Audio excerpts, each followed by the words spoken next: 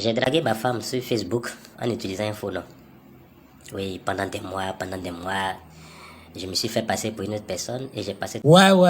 On disait avant que les réseaux sociaux, là, il y a aussi de bons côtés et des mauvais côtés, là. On a toujours dit des mauvais côtés, ça, tout ça, là. Voilà un monsieur qui drague sa femme, sa propre femme, avec un faux profil sur Internet, ouais. Sur Facebook, il drague, il récupère le numéro, il va sur WhatsApp, il continue la discussion. Il drague sa propre femme avec un faux profil. Je vous laisse écouter le message, ce que le monsieur a dit. Dans le fond du message, il y a quelque chose qui est véhiculé. Donc, je vous laisse vous-même vous en découvrir et on se retrouve après. J'ai dragué ma femme sur Facebook en utilisant un faux nom. Oui, pendant des mois, je me suis fait passer pour une autre personne et j'ai passé tout mon temps à la draguer. Waouh, c'était bien. Elle me disait comme ça que elle n'était pas heureuse.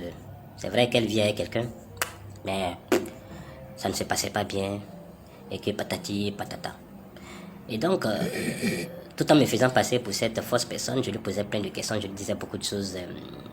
Je la taquinais, je lui apportais la joie, je la faisais rire, je lui emmenais beaucoup de cadeaux sous un faux nom.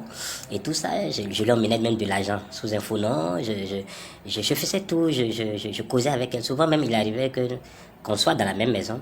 Elle rentre en chambre tard dans la nuit, pendant que moi je suis au salon en train de regarder la télé. Et puis on cause nous deux par WhatsApp. Et elle était tellement heureuse, contente, amoureuse. C'était vraiment... Elle avait trouvé la personne qu'il lui fallait. Et tout se passait très bien. À chaque fois, elle insistait pour qu'on se voit. Elle voulait qu'on ait des moments à deux. Elle voulait que je l'invite. Elle voulait partir en week-end. Elle voulait sortir en bas. Elle voulait aller à la piscine. Elle voulait ci, elle voulait ça. Et je trouvais toujours des excuses. Je n'étais jamais disponible. Et j'étais toujours en voyage. J'étais ci, j'étais ça. Et puis, ça a continué comme ça pendant de longs mois. Elle était heureuse, elle était amoureuse de cette personne qu'elle ne connaissait pas, qu'elle n'avait jamais vue physiquement, parce que j'utilisais une autre photo que j'envoyais et tout ça. Elle aussi me balançait ses photos, tout. Et tu diras que elle a carrément trouvé l'amour de sa vie. Et les choses se passaient tellement bien, waouh, c'était bon, c'était beau. Et puis finalement, un jour, j'ai décidé vraiment de la recevoir, de la rencontrer dans un beau restaurant quelque part. Et puis on s'est donné rendez-vous, on a tout préparé, on a organisé le rendez-vous, tout. Et ce jour-là, moi j'étais à la maison, quand elle m'a dit, ah écoute, il y a une fête en famille, là avec mes soeurs et tout ça, donc je pars pour cette fête-là et que je vais revenir un peu tard. Je dis, mais il n'y a pas de souci, vas-y. Et dès qu'elle est sortie de la maison, on me voit courir, je me suis habillé, j'ai pris la voiture, je suis parti au lieu du rendez-vous, j'étais déjà là avant qu'elle n'arrive. Quand ma femme est rentrée dans le restaurant, et puis, elle m'a vu, assis dans le restaurant. Elle m'a fixé. Tu vas sentir qu'il y a quelque chose qui ne va pas. C'est-à-dire qu'elle était dans un autre état. Elle s'est dit, mais attends, comment est-ce que ça peut être possible? Qu'est-ce qui se passe? Elle se posait plein de... Elle était comme... C'est-à-dire qu'on dit qu'elle est hypnotisée là, arrêtée là. Elle ne pouvait pas bouger. Et je la regardais. Je lui ai dit, mais viens t'asseoir. Pourquoi tu as arrêté là? Viens t'asseoir. Elle dit non, mais elle n'arrivait pas à parler. Je la regardais, je sentais qu'elle n'arrivait pas à parler. J'ai dit, viens t'asseoir. Tu as rendez-vous avec telle personne, non? Elle me regarde. J'ai dit, viens t'asseoir. Elle est venue s'asseoir. Elle me pose la question. C'est toi qui faisais ça? J'ai dit, oui, c'est moi qui faisais ça. Elle est restée silencieuse pendant un bon moment jusqu'à elle dit, je demande le divorce. Je me suis levé, je suis allé vers elle. Je l'ai prise dans mes bras. Je dis non, on ne va pas divorcer, je te demande pardon. Pardon chérie. Pardon. Tu manquais de beaucoup de choses.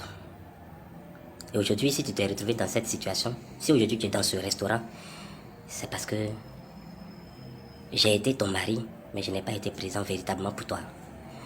Et tu avais besoin de tout ça. Tu avais besoin d'être chouchouté. Tu avais besoin d'être aimé. Tu avais besoin de preuves d'amour. Tu avais besoin de ces restaurants. Tu avais besoin d'aller à la piscine. Tu avais besoin de cadeaux. Tu avais besoin d'être couvert d'amour. J'ai jamais compris ça comme ça. Au départ, c'était un jeu pour moi. Mais après, j'ai compris que ma femme avait besoin de moi. Chérie, je te demande pardon. On ne va pas divorcer. Et on est rentré à la maison. Et aujourd'hui, J'espère que vous avez regardé la vidéo jusqu'à la fin. Vous avez compris, non? Des fois, on se croit que non, la femme a tout. On lui donne de l'argent, on lui donne tout, et ça va. Mais question de femme, la femme même est compliquée. S'il n'y a pas l'argent, elle dit qu'il y a tout, mais il n'y a pas l'argent. Mais s'il y a l'argent, elle va dire qu'il y a l'argent, mais elle manque de câlins, d'attention, de tout ça là-dessous. Là. Donc, essayez de savoir à quel niveau votre femme vous manque. Hein.